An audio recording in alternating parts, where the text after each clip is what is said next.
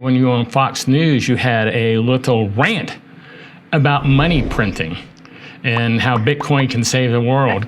Could you go into that rant real quick? I know it might not be a rant when asked, but could you tell us a little bit about that conversation you had? Well, it actually happened when Bitcoin was sailing to the moon to its all-time high price. It happened last year, or actually November 2021 is when I did it. But it just struck on the reasons why I think we need a revolutionary overhaul of the system through Bitcoin, because it's the system as it is.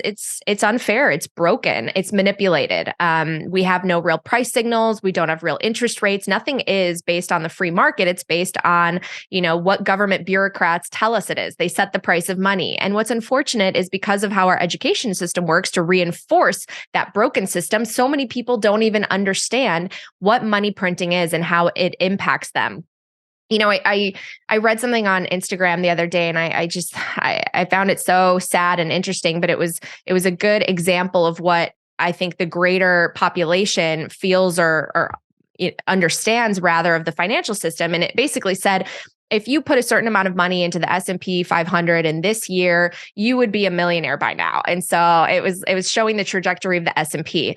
And I sat back, and thanks to my knowledge through the Bitcoin space, I go, that person just basically made out even with the inflation of the money supply. They didn't make anything. They basically kept their money, which why should you have to put it in stocks and risk it and become a, portfolio manager on the side or pay someone just to keep pace with inflation or keep the value of the money that you worked so hard for? It's that idea that Saifedean talks about, especially in fiat standard, where you have to earn your money twice. It's not just good enough with your current job. You now have to place it somewhere for it to not ooze out in terms of its value. And so that's sad that we live in a world like that. And hopefully, with this system that turns all of that on its head and has these disinflationary and deflationary forces in terms of the longer you keep it, the less expensive things get for you. I think that could bring so much more abundance to people. And at the end of the day, look, I kind of alluded to it earlier.